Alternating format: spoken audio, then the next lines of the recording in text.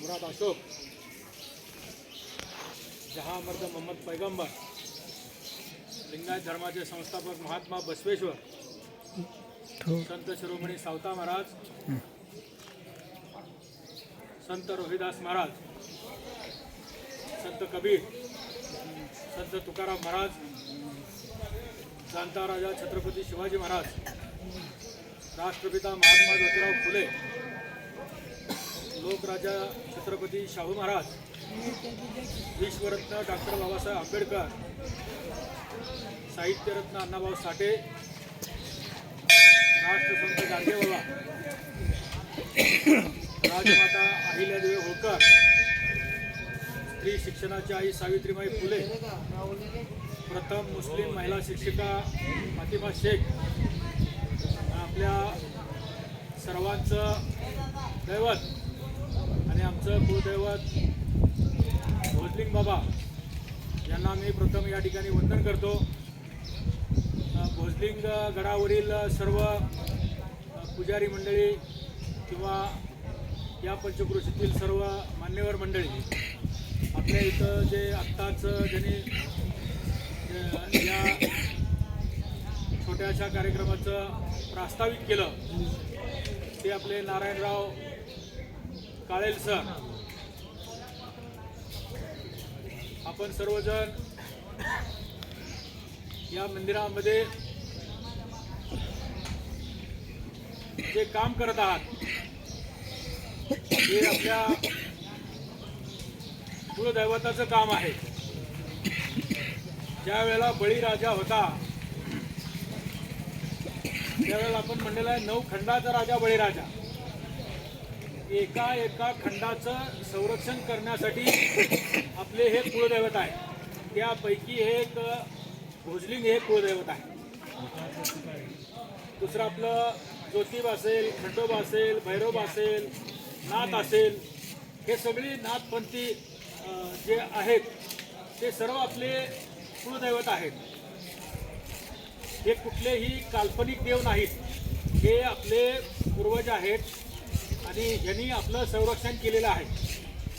बाकी सर्व देवदेवता ज्या आहेत त्या काही काल्पनिक आहेत, त्याचं कुठंही अस्तित्व नाही किंवा कुठलंही आपल्यासाठी किंवा समाज सुधारण्यासाठी, जग सुधारण्यासाठी कुणीही काम केलेलं नाही, पाहिलेलं नाही. असे दैवत खूप आहेत आणि अशा दैवताच्या नावावर जो लुटण्याचा कार्यक्रम या देशामध्ये चालू केलेला आहे सनातनी धर्म स्थापन करून, आपला जो धर्म आहे तो धर्म एकच धर्म आहे, मानवता धर्म, आणि तो बळीराजाचा धर्म आहे. दिवाळीच्या वेळेला आपण कितीतरी वेळेला म्हणतो पिढा जाऊ दे, बळीचं राज्य येऊ दे. म्हणजेच आपले पूर्वज हे महान होते.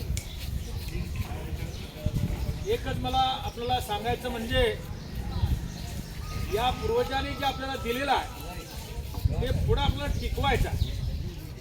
त्यासाठी आपल्या मुलांना शिकवायचं आहे आणि हे शिकवायचं काम जे केलं ते सुरुवात केली जगाला ती महात्मा गौतम बुद्धांनी केलेली आहे. महात्मा गौतम बुद्ध हे शाक्य मुनी, त्यावेळेला फक्त 5 गण होते. म्हणजे 5 गणमध्ये एक कोळीन गण होता, एक शाक्य गण होता, एक लच्छवी गण होता, एक द्राविड गण होता आणि आणखी एक गण माझं नाव विसरलो. असे 5 गणामध्ये त्यावेळेला जाती अजिबात नव्हत्या. या 5 गणामध्येच लग्न केले जात होते आणि या गणाचा पती म्हणजे गणपती.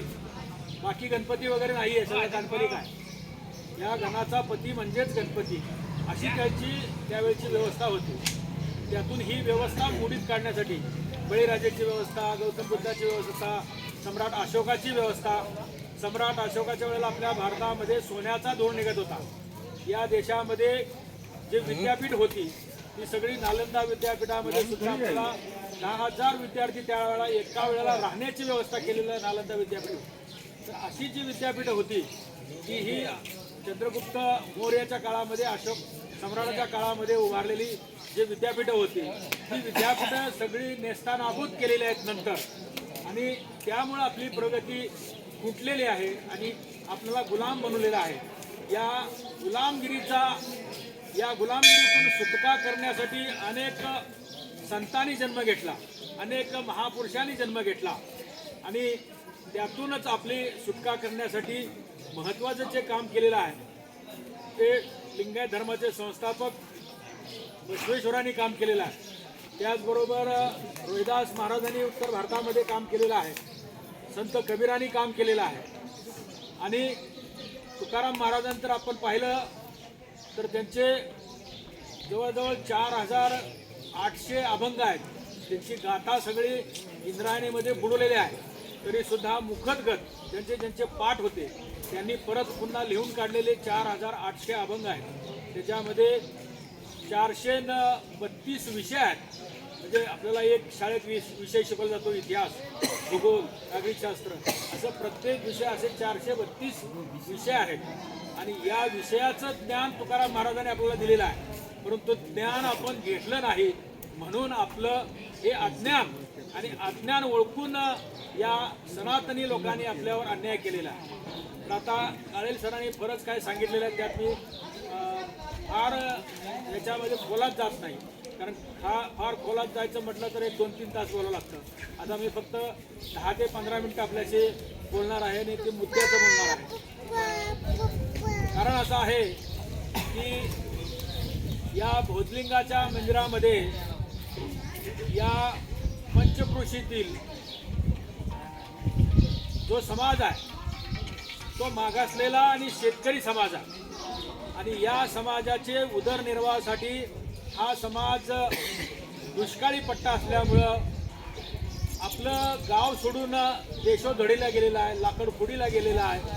कुणी गिरणीमध्ये कामगार आहे, कुणी ते सोनं चांदी गाळण्यासाठी परदेशामध्ये गेलेला आहे, प्रत्येक राज्यामध्ये गेलेला आहे. आणि तो सर्व समाज आपल्या या कुळदैवत म्हणून आपल्या या मंदिरामध्ये येतो आणि दर्शन घेतो.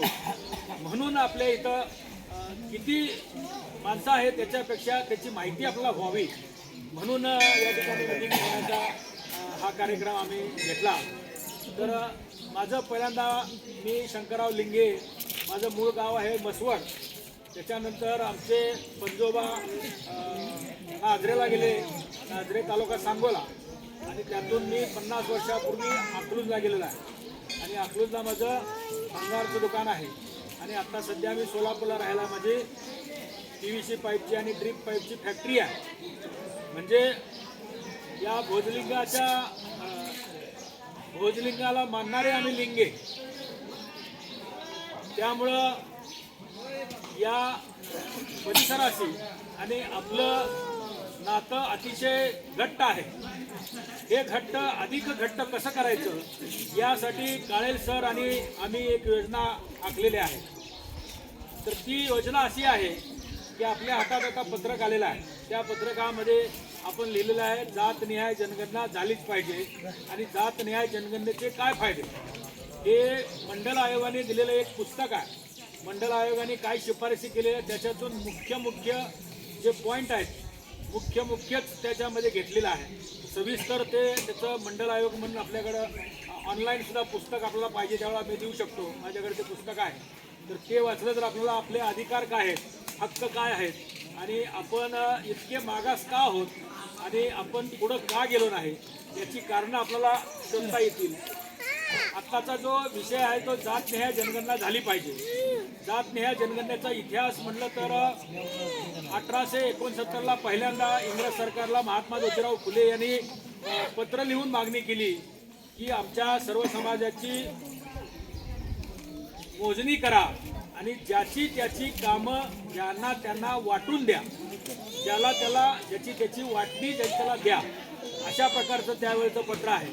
आणि महात्मा ज्योतिराव फुले यांचा जर इतिहास सांगायचा म्हटलं तर महात्मा ज्योतिराव फुले यांचे पूर्वज हे सातारा जिल्ह्यातील कोरेगाव तालुक्यातील कटगुण आपल्या परिचयातला असेल तर तिथले ते चौगुले त्यांना पदवी होती आणि गोरे त्यांचं आडनाव होतं.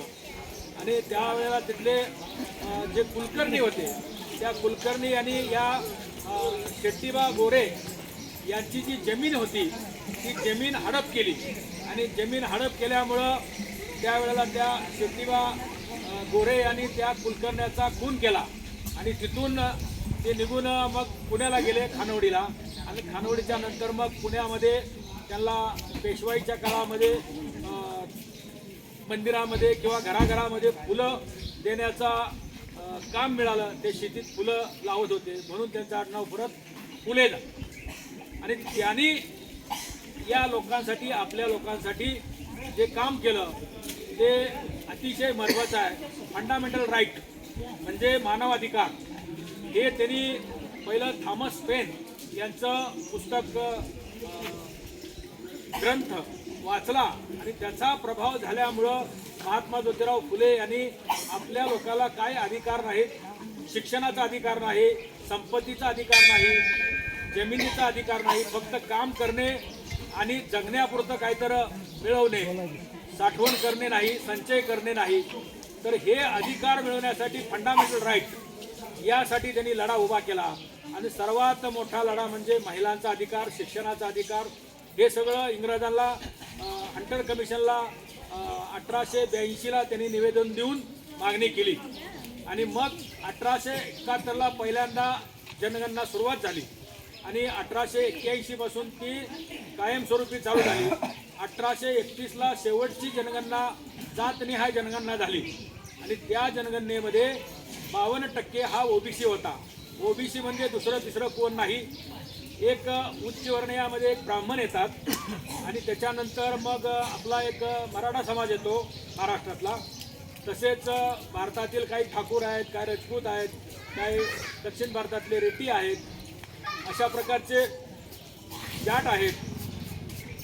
तर हे समाज उच्चवर्णीयामध्ये येतात आणि खालच्या म्हणजे शूद्रामध्ये जे येतात ते आपल्या इथले महार समाज, मांग समाज, ढोर समाज किंवा चांभार समाज, होलार समाज हे 5-6 समाज त्याच्यामध्ये येतात.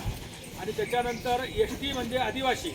आदिवासी हे जंगलात राहणारे जे समाज आहेत, आपल्या इकडं बहुतेक नाहीत, कोकणात काहीतरी थोड्या प्रमाणात आहेत, बाकी सगळे मग धुळे जिल्ह्यात आहेत किंवा नागपूरच्या परिसरात आहेत, भंडारा आहेत, गोंदियात आहेत, गडचिरोलीला आहेत. तर जंगलात राहणारा हा समाज.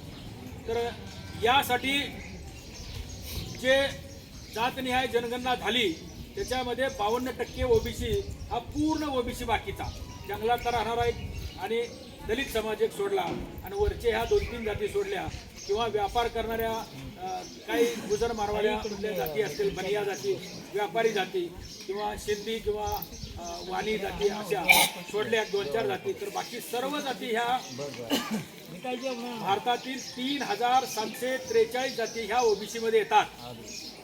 3743. बाकीच्या सर्व जाती ह्या 6000 जाती आहेत. तर असं आपला सर्वात मोठा समाज हा ओबीसी समाज आहे. काही त्याला एनटी म्हणतात, एनटी अ ब क म्हणतात, व्हीजीएनटी म्हणतात, भटक्या विमुक्त जाती म्हणतात. त्या सर्व ओबीसीमध्ये आहेत. त्याचा एकच कायदा जो आहे तो ओबीसी म्हणून आहे.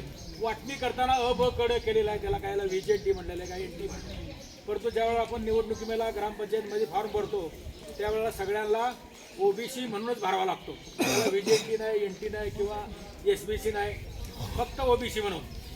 तर आपण सर्वजण ओबीसी म्हणून एकत्र यावं यासाठी डॉक्टर बाबासाहेब आंबेडकरांनी 4 ठिकाणी त्याची वाटणी केलेली आहे. एक ओपनमध्ये, एक ओबीसीमध्ये, एक एससी समाज आणि एक आदिवासी समाज असे 4 विभागणी केलेले आहे. तर त्याच्यामध्ये आपल्या जे 3743 जाती आहेत त्याच्या पोट जाती ह्या 1.25 लाख आहेत. म्हणजे तुम्हाला माहितीसाठी सांगतो की आता आपल्या इथं आता मी माळी समाजाचा आहे. तर माळी समाजाच्या या पोट शाखा बोलता बोलता आपण म्हणतो 12.5 जाती. 12.5 जाती ह्या प्रत्येक राज्यामध्ये आणखी वेगळे वेगळे आहेत. अशा मिळून 105 पोट शाखा ह्या आमच्या माळी समाजामध्ये आहेत. तशाच धनगर समाजामध्ये आहेत, तशाच प्रत्येक समाजामध्ये आहेत. तर या सर्व जाती ओबीसीमधल्या जाती फक्त 1.25 लाख जाती आहेत. तर या 1.25 लाख जातीचा समूह आपण सर्वांनी एकत्र करणं अतिशय कठीण काम आहे. परंतु आपल्याकडे आता कठीण प्रसंग आलेला आहे. कारण आपल्याला माहीत नसेल की आपल्या पुढच्या पिढीसाठी आरक्षण पाहिजे आणि आरक्षणाचं संरक्षण झालं पाहिजे. यासाठी जातनिहाय जनगणना जी शेवटची झाली त्यावेळेला 52% होती. देश स्वतंत्र झाला.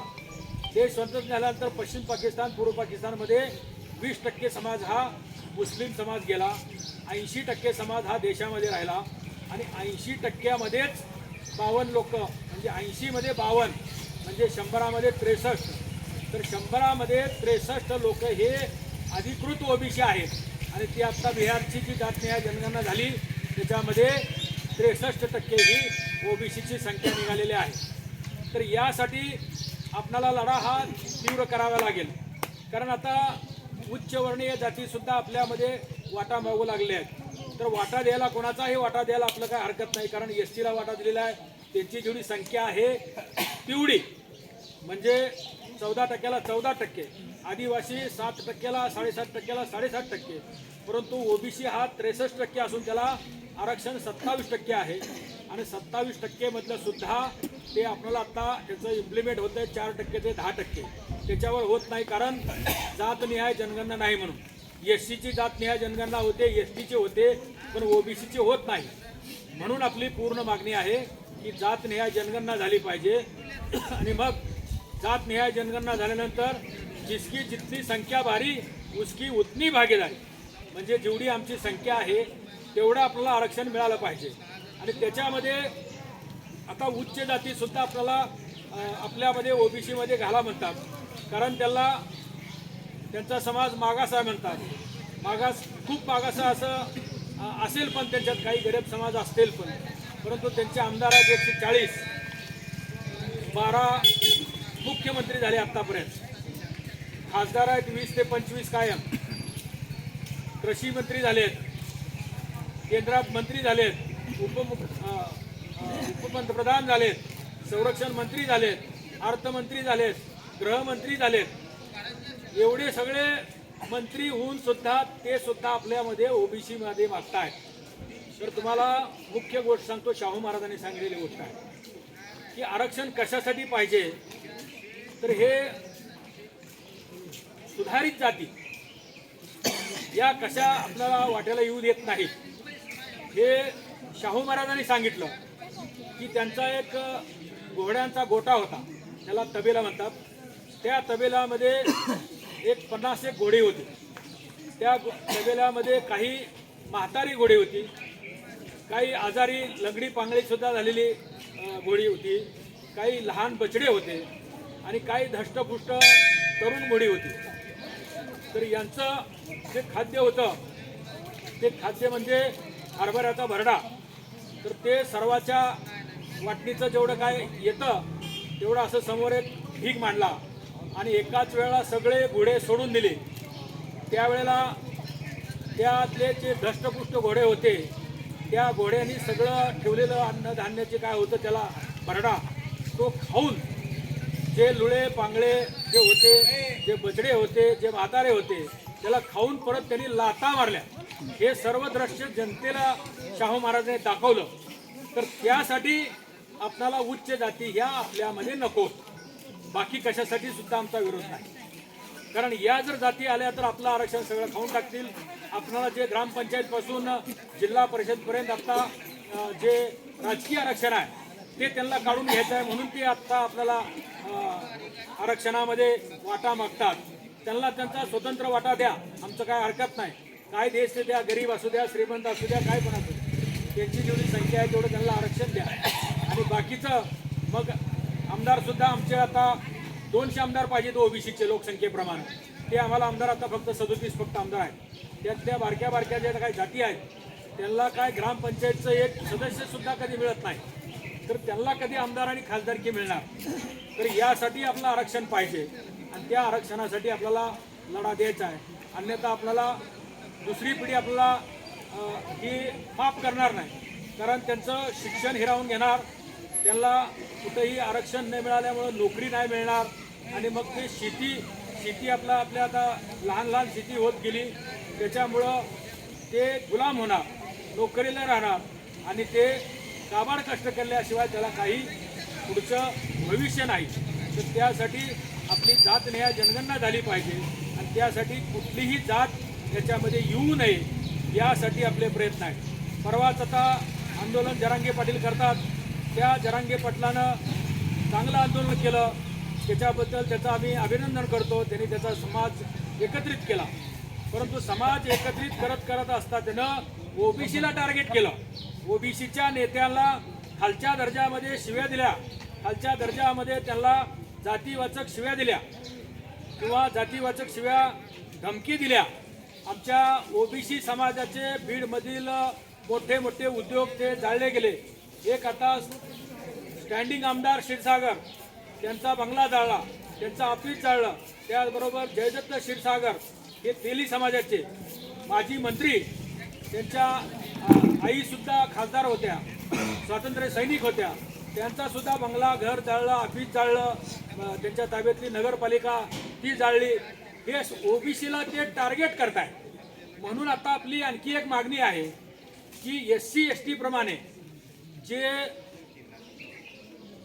आपल्याला संरक्षण मिळालं पाहिजे ते ॲट्रॉसिटी प्रमाणे पाहिजे. कारण आपले गडशी गोसावी हे सुद्धा गावोगावी जातात, त्यांना लुटतात, मारतात, त्यांचा खून सुद्धा झालेला आहे.